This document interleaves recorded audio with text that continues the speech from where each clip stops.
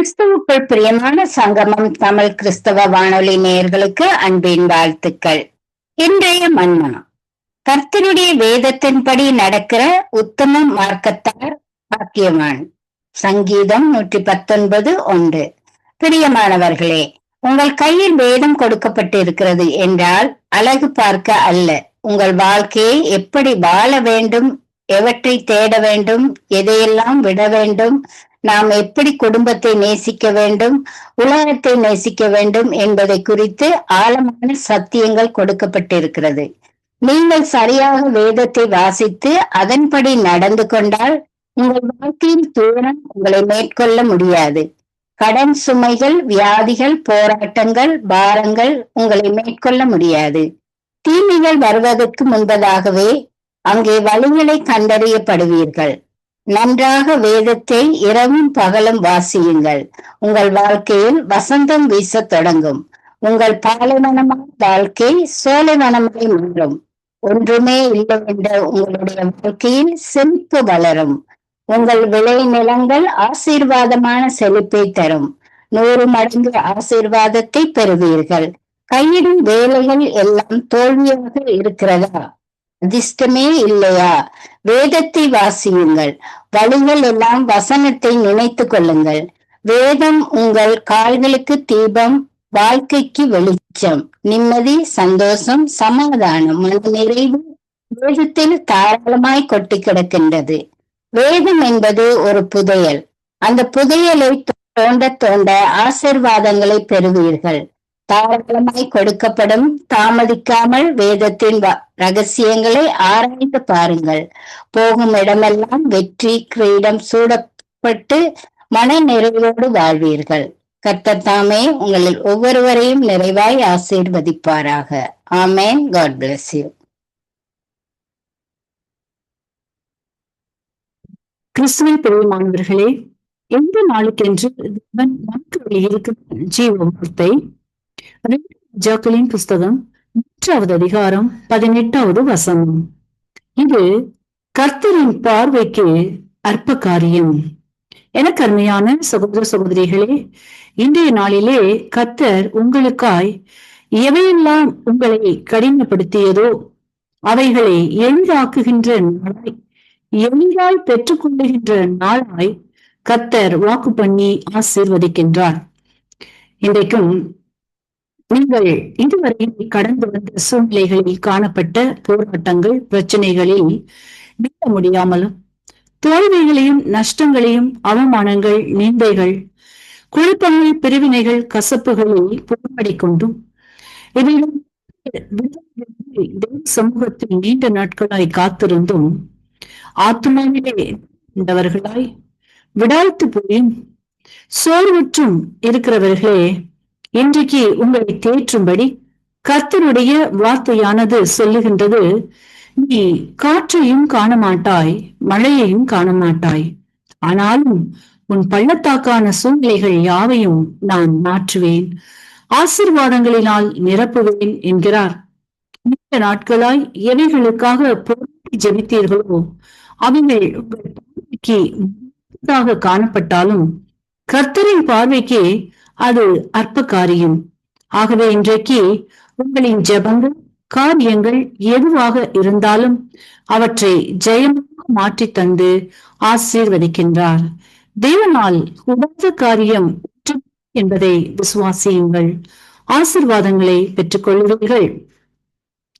இன்றைக்கும் நாம் 2 ராஜாக்களின் புஸ்தகம் 3வது அதிகாரத்தை வாசிக்கையில் அங்கே ராஜாக்களும் தங்களுக்கு எதிராக எழுந்த மோவாபியரை முறியடிக்கவும், தங்கள் தேசங்களை காப்பாற்றும்படியாகவும் ஆலோசனைகளை கேட்பதற்கு தீர்க்கதரிசியாகிய எலிசாவின் இடத்திற்கு புறப்பட்டு போகிறார்கள். போகிற பாதையோ வனாந்தரமாக இருப்பதினால் அநேக உபத்திரவங்களை, பாடுகளை சந்திக்க நேரிடுகின்றது. தங்களுக்கும் மிருக ஜீவன்களுக்கும் தண்ணீர் இல்லாமல் போகின்றது. அடுத்து பிரச்சனைகளை கடந்து எலிசாவிடத்திற்கு போகிற போது எலிசா அந்த வனாந்தரத்திலே அவர்களுக்கும் ஜீவன்களுக்கும் அவர்கள் பிடித்திருக்கும்படி வாய்க்கால்களை வெட்ட சொல்லுகின்றார். காற்றும் மழையும் பெய்யாத, எதிர்பார்க்கவே முடியாத வனாந்தரத்தில் ராஜாக்களும் தீர்க்கதரிசியின் வார்த்தைக்கு கீழ்ப்படிந்து வாய்க்கால்களை வெட்டினார்கள்.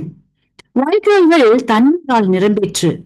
அந்த தண்ணீர் அவர்களுக்கு மாத்திரம் போதுமானதாக அல்ல. வசனம் சொல்லுகிறது, தண்ணீர் ஏதோ தேசம் வழியாய் வந்ததினால் தேசம் தண்ணீரால் நிரம்பிற்று என்று. அப்படியாக கர்த்தர் 3 ராஜாக்களை வனாந்தரத்தில் அவர்களுக்கு அறிவு காரியங்களை அற்ப காரியமாய் மாற்றி அதை தொடர்ந்து பெரிய வெற்றியை கொடுத்து ஆசீர்வதித்தார் என்பதை நாம் வாசித்தருகின்றோம்.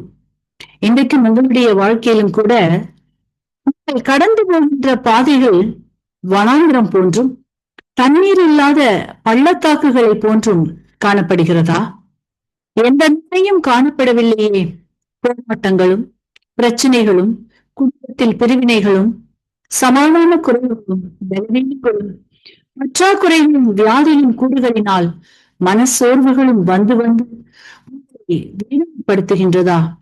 இதிலிருந்து எப்படி எனக்கு விடுதலை கிடைக்கும் என்று தெய்வ சமூகத்தில் நீண்ட நாட்களாய் ஜெபித்து வருகின்ற எனக்கு அருமையானவர்களே, கடினமாக தோன்றுகின்ற காரியங்களை என்னிடத்தில் கொண்டு வாருங்கள் என்று கர்த்தர் சொல்லுகின்றார். ஆகவே சூழ்நிலைகளை உங்கள் கைகளில் எடுத்துக்கொண்டு போராடாமல் கர்த்தரின் கரத்தில் விட்டுவிடுங்கள். வருத்தப்பட்டு பாரம் சுமக்கிறவர்களே, நீங்கள் எல்லாரும் இடத்தில் வாருங்கள், நான் உங்களுக்கு இளைப்பாறுதல் தருகிறேன் என்கிற வார்த்தையை விசுவாசியுங்கள். 3 ராஜாக்களும் வார்த்தையை விசுவாசித்து வெட்டினார்கள். பெரிய நன்மையை, ஜெயத்தை பெற்றுக் கொண்டார்கள். அப்படியே நீங்கள் வனாந்தரமான சூழ்நிலைகளுக்கு நேராக விசுவாசமாய் கர்த்தரின் வார்த்தையை அறிக்கை செய்யும் பொழுது நன்மைகளை பெற்றுக் கொள்வீர்கள், ஆசீர்வதிக்கப்படுவீர்கள். இன்றைக்கும் எனக்கு அருமையானவர்களே, உங்களின் வாழ்க்கையில் எவ்வளவு கடினமாய், கடக்க முடியாததாய், குணமாக்கப்படாததாய், கட்டுகள் அவிழ்க்க முடியாததாய், அரிதாய் கடினமாய் காணப்படுகிறதோ அவற்றை கர்த்தரின் சமூகத்தில் பெற்றுக்கொண்ட நன்மையை, ஆசீர்வாதங்களை, ரட்சிப்பை என்று விசுவாசமை அறிக்கை செய்து ஜெபியுங்கள். உங்களுக்கு கடினமாக தோன்றுகின்ற காரியங்கள் கர்த்தரின் பார்வைக்கு அற்ப காரியமாகும். வார்த்தையை விசுவாசியுங்கள், நன்மைகளை காண்பீர்கள், ஆசீர்வாதங்களை பெற்றுக்கொள்கிறீர்கள். இது கர்த்தரின் பார்வைக்கு அற்ப காரியம். ஆமென். இன்றைக்கும் இந்த வார்த்தைகளை கேட்டுக்கொண்டிருக்கின்ற உங்களில் யாரேனும் உங்களின் பாவங்களுக்காக மரித்து இயேசுவை அறியாமலும் விசுவாசியங்கள் இருப்பீர்களும் இன்றைக்கு உங்களை ஒப்புக் கொடுத்து விசுவாசியுங்கள். பாவங்களும் மன்னிக்கப்பட்டு விடுதலையாகி ஆசீர்வதிக்கப்படுவீர்கள். இந்த வார்த்தைகள் மூலமாக கர்த்தர் இன்று உங்களை ஆசீர்வதிப்பாராக. 1 ராஜாக்கள் 16ஆம் அதிகாரம். பாஷாவுக்கு விரோதமாக கர்த்தருடைய வார்த்தை ஆனானியின் குமாரனாகிய யெகூவுக்கு உண்டாயிற்று. அவர், நான் உன்னை தூளிலிருந்து உயர்த்தி உன்னை என் ஜனமாகிய இஸ்ரவேலின் மேல் தலைவனாக வைத்திருக்கையில் நீ யெரொபெயாமின் வழியிலே நடந்து என் ஜனமாகிய இஸ்ரவேல் தங்கள் பாவங்களால் எனக்கு கோபம் உண்டாக்கும்படி அவர்களை பாவம் செய்ய பண்ணுகிறபடியினால், இதோ நான் பாஷாவின் பின்னடியாரையும் அவன் வீட்டாரின் பின்னடியாரையும் அழித்து போட்டு உன் வீட்டை நேபாத்தின் குமாரனாகிய யெரொபெயாமின் வீட்டை போல ஆக்குவேன். பாஷாவின் சந்ததியிலே பட்டணத்தில் சாகிறவனை நாய்கள் தின்னும், வெளியிலே சாகிறவனை ஆகாயத்து பறவைகள் தின்னும் என்றார். பாஷாவின் மற்ற வர்த்தமானங்களும் அவன் செய்ததும் அவனுடைய வல்லமையும் இஸ்ரவேல் ராஜாக்களின் நாளாகம புஸ்தகத்தில் அல்லவோ எழுதியிருக்கிறது. பாஷா தன் பிதாக்களோடு நித்திரை அடைந்து திர்சாவில் அடக்கம் பண்ணப்பட்டான். அவன் குமாரனாகிய ஏலா அவன் ஸ்தானத்தில் ராஜாவானான். பாஷா தன் கைகளின் செய்கையால் கர்த்தருக்கு கோபம் உண்டாக்கி அவர் பார்வைக்கு செய்த எல்லா பொல்லாப்பின் நிமித்தமும் அவன் யெரொபெயாமின் வீட்டாரை வெட்டி போட்டதன் நிமித்தமும் இவர்களைப் போல் ஆவான் என்று அவனுக்கும் அவன் வீட்டுக்கும் விரோதமாக ஆனானியின் குமாரனாகிய யெகூ என்னும் தீர்க்கதரிசியினால் கர்த்தருடைய வார்த்தை பின்னும் உண்டாயிற்று. யூதாவின் ராஜாவான ஆசாவின் 26ஆம் வருஷத்திலே பாஷாவின் குமாரனாகிய ஏலா இஸ்ரவேலின் மேல் திர்சாவிலே ராஜாவாகி 2 வருஷம் அரசாண்டான். ரதங்களில் பாதி பங்குக்கு தலைவனாகிய சிம்ரி என்னும் அவன் ஊழியக்காரன் அவனுக்கு விரோதமாய் கட்டுப்பாடு பண்ணி, அவன் திர்சாவிலே அவ்விடத்து அரமனை உக்ரானக்காரனாகிய அர்சாவின் வீட்டிலே குடித்து வெறி கொண்டிருக்கையில் சிம்ரி உள்ளே புகுந்து யூதாவின் ராஜாவாகிய ஆசாவின் 27ஆம் வருஷத்தில் அவனை வெட்டி கொண்டு போட்டு அவன் ஸ்தானத்தில் ராஜாவானான். அவன் ராஜாவாகி சிங்காசனத்தின் மேல் உட்கார்ந்த போது அவன் பாஷாவின் வீட்டாரை எல்லாம் வெட்டி போட்டான். அவன் இனத்தாரை ஆகிலும் அவன் சிநேகிதரை ஆகிலும் சுவரில் நீர் விடும் ஒரு நாயை ஆகிலும் அவன் உயிரோடே வைக்கவில்லை. அப்படியே பாஷாவும் அவன் குமாரனாகிய ஏலாவும் தங்கள் வீணான விக்கிரகங்களினாலே இஸ்ரவேலின் தேவனாகிய கர்த்தருக்கு கோபம் உண்டாக்கி செய்ததும் இஸ்ரவேலை செய்ய பண்ணினதுமான அவர்களுடைய எல்லா பாவங்களின் நிமித்தமும் கர்த்தர் தீர்க்கதரிசியாகிய யெகூவினால் பாஷாவை குறித்து சொல்லி இருந்த அவருடைய வார்த்தையின்படியே சிம்ரி பாஷாவின் வீட்டாரை எல்லாம் அழித்து போட்டான். ஏலாவின் மற்ற வர்த்தமானங்களும் அவன் செய்தவை யாவும் இஸ்ரவேல் ராஜாக்களின் நாளாகம புஸ்தகத்தில் அல்லவோ எழுதியிருக்கிறது. யூதாவின் ராஜாவாகிய ஆசாவின் 27ஆம் வருஷத்திலே சிம்ரி திர்சாவிலே 7 நாள் ராஜாவாய் இருந்தான். ஜனங்கள் அப்பொழுது பெலிஸ்தருக்கு இருக்கிற கிபத்தோனுக்கு எதிராக பாளையம் இறங்கி இருந்தார்கள். சிம்ரி கட்டுப்பாடு பண்ணி ராஜாவை கொண்டு போட்டான் என்பதை அங்கே பாளையம் இறங்கின ஜனங்கள் கேட்டபோது இஸ்ரவேலரெல்லாம் அந்நாளிலே தானே பாளையத்திலே படைத்தலைவனாகிய உம்ரியை இஸ்ரவேல் மேல் ராஜாவாக்கினார்கள். அப்பொழுது உம்ரியும் அவனோட கூட இஸ்ரவேல் அனைத்தும் கிபத்தோனில் இருந்து வந்து திர்சாவை முற்றுகை போட்டார்கள். பட்டணம் பிடிப்பட்டதை சிம்ரி கண்டபோது அவன் ராஜாவின் வீடாகிய அரமனைக்குள் பிரவேசித்து தான் இருக்கிற ராஜ அரமனையை தீக்கொளுத்தி அதிலே செத்தான். அவன் கர்த்தரின் பார்வைக்கு பொல்லாப்பானதை செய்து யெரொபெயாமின் வழியிலும் அவன் இஸ்ரவேலை பாவம் செய்ய பண்ணின அவன் பாவத்திலும் நடந்ததினால் கட்டிக்கொண்ட அவனுடைய பாவங்களின் நிமித்தம் அப்படி நடந்தது. சிம்ரியின் மற்ற வர்த்தமானங்களும் அவன் பண்ணின அவனுடைய கட்டுப்பாடும் இஸ்ரவேல் ராஜாக்களின் நாளாகம புஸ்தகத்தில் அல்லவோ எழுதியிருக்கிறது. அப்பொழுது இஸ்ரவேல் ஜனங்கள் 2 வகுப்பாய் பிரிந்து பாதி ஜனங்கள் கீனாத்தின் குமாரனாகிய திப்னியை ராஜாவாக்க அவனை பின்பற்றினார்கள், பாதி ஜனங்கள் உம்ரியை பின்பற்றினார்கள்.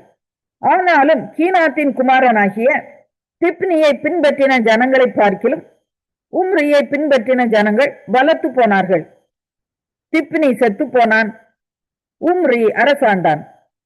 யூதாவின் ராஜாவாகிய ஆசாவின் 31ஆம் வருஷத்தில் உம்ரி இஸ்ரவேல் மேல் ராஜாவாகி 12 வருஷம் ராஜபாரம் பண்ணினான்.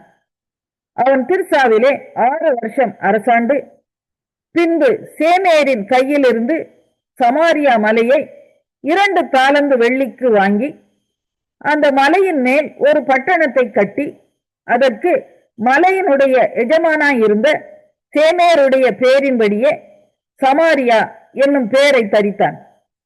உம்ரி கர்த்தரின் பார்வைக்கு பொல்லாப்பானதை செய்து தனக்கு முன்னிருந்த எல்லாரை பார்க்கிலும் கேடாய் நடந்து நேபாத்தின் குமாரனாகிய யெரொபெயாமின் சகல வழியிலும் இஸ்ரவேலின் தேவனாகிய கர்த்தருக்கு தங்கள் வீணான விக்கிரகங்களாலே கோபமூட்டும்படியாய் இஸ்ரவேலை பாவம் செய்ய பண்ணின அவனுடைய பாவங்களிலும் நடந்தான். உம்ரி செய்த அவனுடைய மற்ற வர்த்தமானங்களும் அவன் காண்பித்த வல்லமையும் இஸ்ரவேல் ராஜாக்களின் நாளாகம புஸ்தகத்தில் அல்லவோ எழுதியிருக்கிறது. உம்ரி தன் பிதாக்களோடு நித்திரை அடைந்து சமாரியாவிலே அடக்கம் பண்ணப்பட்டான். அவன் குமாரனாகிய ஆகாப் அவன் ஸ்தானத்தில் ராஜாவானான். யூதாவின் ராஜாவாகிய ஆசாவின் 38ஆம் வருஷத்தில் உம்ரியின் குமாரனாகிய ஆகாப் இஸ்ரவேலின் மேல் ராஜாவாகி சமாரியாவில் இஸ்ரவேலின் மேல் 22 வருஷம் ராஜ்யபாரம் பண்ணினான். உம்ரியின் குமாரனாகிய ஆகாப் தனக்கு முன்னிருந்த எல்லாரை பார்க்கிலும் கர்த்தரின் பார்வைக்கு பொல்லாப்பானதை செய்தான். நேபாத்தின் குமாரனாகிய யெரொபெயாமின் பாவங்களில் நடப்பது அவனுக்கு கொஞ்ச காரியம் என்று நினைத்தாற்போல் அவன் சீதோனியரின் ராஜாவாகிய ஏத்பாகாலின் குமாரத்தி ஏசபேலை விவாகம் பண்ணினதும் அல்லாமல் அவன் போய் பாகாலையும் சேவித்து அதை பணிந்து கொண்டு தான் சமாரியாவிலே கட்டின பாகாலின் கோவிலில் பாகாலுக்கு பலிபீடத்தை எடுப்பித்தான்.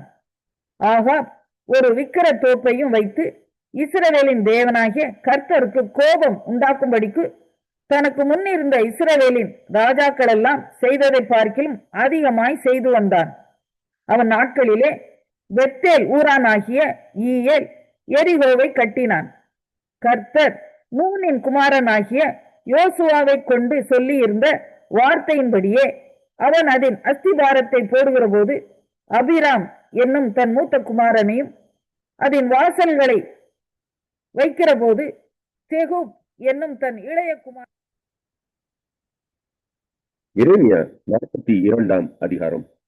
அப்பொழுது எல்லா இராணுவ சேர்வைக்காரரும் கரேயாவின் குமாரனாகிய யோகனானும் ஓசாயாவின் குமாரனாகிய எசனியாவும் சிறியோர் முதல் பெரியோர் மட்டுமான சகல ஜனங்களும் சேர்ந்து வந்து தீர்க்கதரிசியாகிய எரேமியாவை நோக்கி, உம்முடைய தேவனாகிய கர்த்தர் நாங்கள் நடக்க வேண்டிய வழியையும் செய்ய வேண்டிய காரியத்தையும் எங்களுக்கு தெரிய பண்ணும்படிக்கு நீர் எங்கள் விண்ணப்பத்துக்கு இடம் கொடுத்து மீதியாய் இருக்கிற இந்த சகல ஜனங்களாகிய எங்களுக்காக உம்முடைய தேவனாகிய கர்த்தரை நோக்கி ஜெபம் பண்ணும். உம்முடைய கண்கள் எங்களை காண்கிறபடியே பேரான ஜனங்களில் கொஞ்ச பேரே மீந்தி இருக்கிறோம் என்றார்கள். அப்பொழுது எரேமியா தீர்க்கதரிசி அவர்களை நோக்கி, நீங்கள் சொன்னதை கேட்டேன். இதோ உங்கள் வார்த்தையின்படியே உங்கள் தேவனாகிய கர்த்தரை நோக்கி ஜெபம் பண்ணுவேன். கர்த்தர் உங்களுக்கு மறு உத்தரவாக சொல்லும் எல்லா வார்த்தைகளையும் நான் உங்களுக்கு ஒன்றையும் மறைக்காமல் அறிவிப்பேன் என்றான். அப்பொழுது அவர்கள் எரேமியாவை நோக்கி, உம்முடைய தேவனாகிய கர்த்தர் உம்மை கொண்டு எங்களுக்கு சொல்லி அனுப்பும் எல்லா வார்த்தைகளின்படியும் நாங்கள் செய்யாவிட்டால் கர்த்தர் நமக்கு நடுவே சத்தியமும் உண்மையுமான சாட்சியாய் இருக்க கடவர். அது நன்மையானாலும் தீமையானாலும் சரி, எங்கள் தேவனாகிய கர்த்தரின் சத்தத்துக்கு நாங்கள் கீழ்ப்படுவதனால் எங்களுக்கு நன்மை உண்டாகும்படி நாங்கள் உன்னை அனுப்புகிற எங்கள் தேவனாகிய கர்த்தருடைய சத்தத்துக்கு கீழ்ப்படிந்து நடப்போம் என்றார்கள். 10 நாள் சென்ற பிறகு கர்த்தருடைய வார்த்தை எரேமியாவுக்கு உண்டாயிற்று.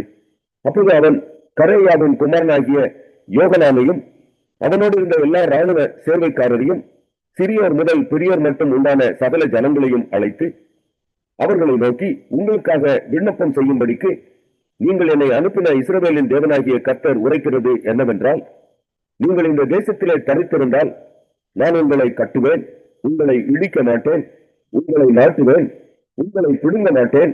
நான் உங்களுக்கு செய்திருக்கிற தீங்குக்கு மனஸ்தாபப்பட்டேன். நீங்கள் பயப்படுகிற பாபிலோன் ராஜாவுக்கு பயப்பட வேண்டாம், அவனுக்கு பயப்படாதிருப்பீர்களாக என்று கர்த்தர் சொல்லுகிறார்.